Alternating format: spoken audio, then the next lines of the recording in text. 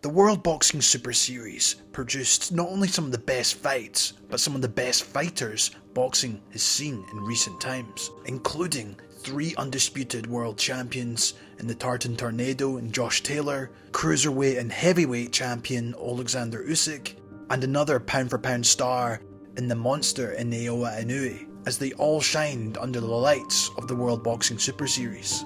In today's video, I want to discuss how the Super Series made an impact in the growth of the sport and its rise in popularity, and the challenges it may face on making a return to the squared circle. So on that note, let's get right into it.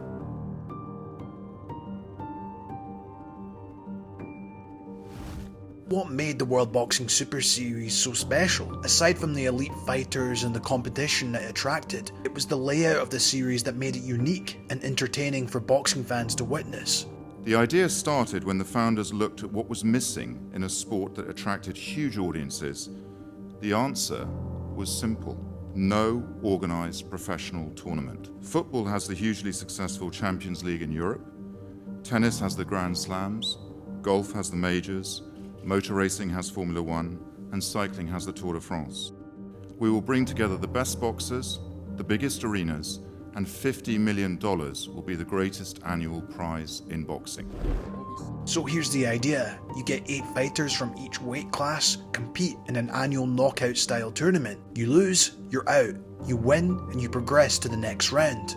Once the weight division has been selected, the aim is to entice 8 of the top 15 world ranked fighters from a specific weight division to participate in the tournament. The top 4 fighters from each weight division tournament will be seeded and the remaining 4 will not. One of the unique things about the Super Series is that the seeded fighters will get to choose their opponent from the unseeded category, with the top seed getting the first choice. At the end of the tournament, the winner not only takes home the Muhammad Ali trophy, something not many fighters will ever get the chance to fight for, but each fighter also would get their hands on $10 million. Another aspect of the World Boxing Super Series that really stood out for me was the caliber of fighters competing in the tournament. There's no journeyman, no easy fights, and no tune-ups. You're either ready or you're not. When you're competing against the best all around the world in back-to-back fights, there's really no room to hide. You can't have a long break and take a mid-level fight in between to get rid of any ring rust. And this layout really does separate the men from the boys, and that's why I believe fans really loved it. It's almost become a cliche in boxing nowadays that the big fights never get made. It's become more about the politics of rival broadcasters and promoters instead of the best fighting the best. And this is one of the reasons why the World Boxing Super Series was attractive and exciting for fans and also the fighters themselves.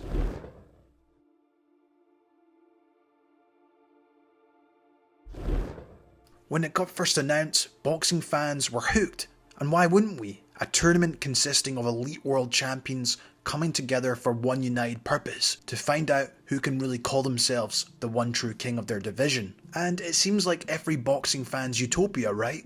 World champions facing off against each other, along with other top contenders within the division, one after another in a tournament style format, for all the marbles at the end. It's a dream scenario, and it created a buzz on social media, in the bars, and even in the gyms, as the series not only captured the imagination of hardcore boxing fans, but also sparked the interest of boxing casuals to the market. Tournament settings similar to the likes of football, and a chance to get a trophy named after Muhammad Ali definitely spiked interest. And a couple of years before the World Boxing Super Series, we did have one of the biggest fights we've ever seen in recent decades with Mayweather versus Pacquiao. And granted, it took between teams, usually turning into a game of he said, she said. Just look at all the stuff between Devin Haney and Shakur Stevenson right now. And this happens all too often. And the sad truth is, although it's been a very good year for boxing, we rarely still don't get to see the fights we want most to happen. In many ways you could say there's always been this story with boxing, and even in a great heavyweight period during the 90s, we never got to see the likes of Tyson versus Foreman or Riddick Bowe versus Lennox Lewis, for example. However, with the rise of social media, TV broadcasting, subscription services and commercial rights, it seems that obstacles to make these fights happen are just becoming more prevalent than ever in today's market. And now, I'm not saying there hasn't been good fights at all. However, these barriers just cause a delay in when these fights should actually take place.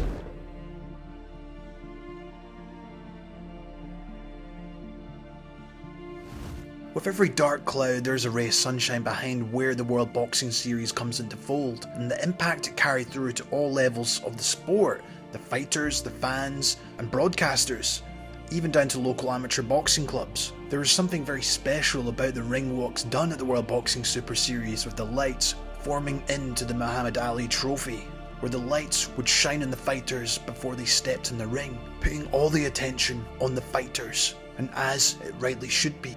And for the fighters that did make it through the rounds, I truly believe it did make them better fighters overall, as it was a chance to show their grit, display their skill, and even their will in the squared circle. Whether that be the dazzling boxing skills of Alexander Usyk, seeing the versatile skills of Josh Taylor, Gaziev's 12th round knockout in a cruiserweight classic, the slick skills of Regis Prograis, the determination from George Groves, fighting with one arm in the last round to beat Eubank Jr., or one of the best fights I've ever seen in my life in the Battle of Saitama, as Inoue and Donaire went toe to toe.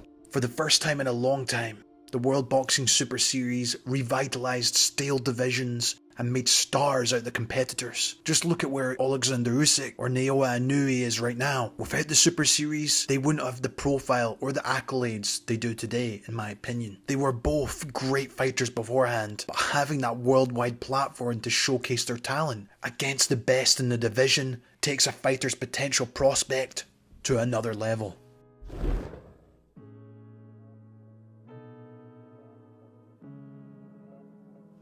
So I wanted to go over some potential benefits of the World Boxing Super Series returning. And in recent years we've seen a similar push from the Saudis, trying to make the big fights happen, especially within the heavyweight division. And they obviously hosted one of the finals between Callum Smith and George Groves, so there's always the possibility they could try and bring it back. And it's only recently we've seen them try to host bigger fights, including Anthony Joshua versus Andy Ruiz in their rematch, and even Alexander Usyk recently. But there's still rumours around that mega night in the Middle East promising the best action from the heavyweight division, and the proposal was that two of the current heavyweight champions, Fury and Usyk, would eventually come together for the undisputed championship on the same night, that Anthony Joshua and Deontay Wilder would face off, most likely in another title eliminator bout, but at the moment it's still all just speculation. But one thing is for sure, the Saudis are splashing the cash, but who really knows? You can have all the money in the world, but sometimes it's not enough. And that's the point. The World Boxing Super Series guaranteed the big fights. It doesn't promise them or tease them to the fans. It actually makes them happen. And just this year, we've seen the likes of Gervonta Davis and Ryan Garcia, along with Terence Crawford and Errol Spence, finally step in the ring with each other. And with the constant ongoing negotiations between the camps, they looked like they would just be another mega fight that slipped through the net again. And when these fights got confirmed, social media went crazy. Within the boxing circle, the hype was truly back. It restored faith in big fights getting over the line, and these announcements put boxing back on the map. But I'm sure you would agree with me, I still feel this happens once in a blue moon, and it's simply still not enough. Not only for fans, but for the stability of the sport we all love. The big fights need to happen, and there's no guarantee we'll get another year like 2023. While it could also kickstart some of the stale divisions in boxing currently, and create some new stars for the future. And that is why I would love to see the World Boxing Super Series make its return. So what challenges does the World Boxing Super Series face in making a successful comeback? And why hasn't it made its return? Or will it ever return? Well, one of the major stumbling blocks to consider was just the logistical aspect of the promotional companies and broadcaster rights. The series was hosted all over the globe, so there was a lot of issues around who would even show the fight, and I believe they even hosted it on YouTube at one point because they couldn't even get a broadcaster to take the rights in one of the rounds. And getting the most elite fighters from a specific weight division and putting them all in with each other to see who comes out on top is a brilliant idea in theory. but the political landscape of boxing just isn't that simple. Some fighters are tied down to different contracts with different promoters on different TV platforms, so you can understand the difficulty in finding the middle ground, or promoters letting their fighters go to fight on another network. Usually you'll find behind the scenes most promoters have a plan for their fighters. What route to take to a world championship or to make money, what fights to make, when to make them, even what fighters to avoid along the way so they can progress. What on paper sounds like a dream scenario for a boxing fan may actually be a promoter's worst nightmare. The jeopardy, the risk, the logistics of commercial rights are things us fans don't like to consider. But we've got to a point in today's world, these things usually play a vital part in whether a fight gets past the line or not. It also led to complications for the 4 major world organisations. Each organisation has its ranking system to determine who's eligible for a title shot, which could create headaches. Additionally, fighters who did not participate in the tournament would likely have to wait for an extended period of time to receive that mandatory shot they deserved. Well, another aspect to consider was fighters just getting injured, as usually there was a set date for fights, so there was always the danger of the fight that we actually want to happen not happening at all, while seeing the events drag on as we waited for the next round to get announced was sometimes not ideal. For example, George Groves had to request a delay of a month of when the final would take place due to the injury he'd suffered in his last fight. And although he went on to lose to Callum Smith, maybe a fully fit George Groves would have put on a better fight considering the injury. So of course there are some negatives to the World Boxing Super Series as a whole that can't be ignored.